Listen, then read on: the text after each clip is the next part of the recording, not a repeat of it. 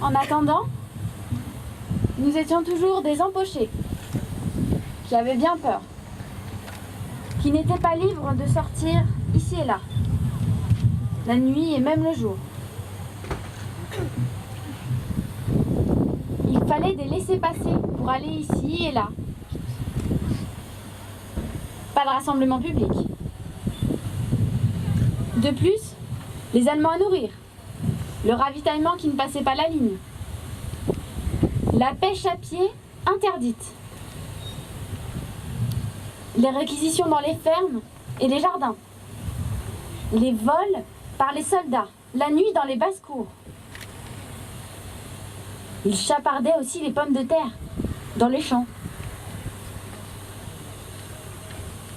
À Pornic, quand les bateaux de pêche arrivaient, les Allemands se servaient en premier. Bref, tout le monde avait faim. On mangeait du pain noir, des topinambours, des betteraves, des pommes, abondantes heureusement en 1944. Chaque famille avait ses cartes d'alimentation. Pour nous, avec les enfants, nous avions droit au chocolat, que nous échangions pour un peu de beurre ou de viande en campagne. Nous manquions aussi de savon, de bougies pour s'éclairer, car l'électricité manquait souvent.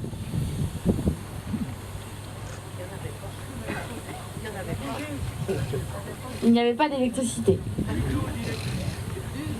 Nous manquions de bougies, on en avait besoin.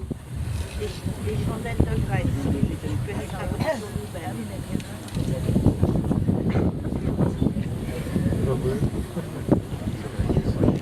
Et pour s'habiller, c'était bien difficile.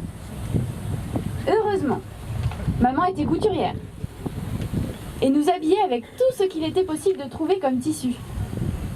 Même des rideaux, des couvertures.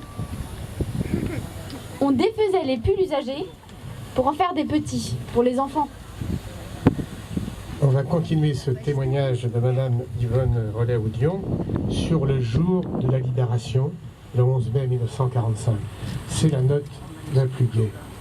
Et ça a été sûrement une très grande joie pour ceux qui l'ont vécu. On écoute. Enfin est arrivé mai 1945. Partout, on entendait dire que les Allemands se rendaient aux autorités. Au matin du 11 mai, je me trouvais à Pornic. J'entendais « Ça y est, les convois militaires alliés arrivent, ils vont vers Sainte-Marie !» J'ai voulu arriver avant eux à Sainte-Marie pour les voir sur place. J'étais enceinte de 4 mois, mais j'ai couru tout le long de la route pour les recevoir avec les autres de Sainte-Marie. Quelle fête! Tout le monde applaudissait, chantait, dansait et embrassait les soldats. Il y avait des fleurs, des drapeaux et des rubans bleu, blanc, rouge. C'était fini. Nous étions délivrés, libres.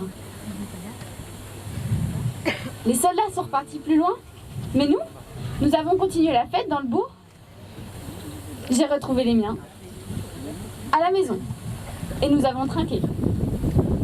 Sans doute avec un peu de bon vin de grand-père Gileso.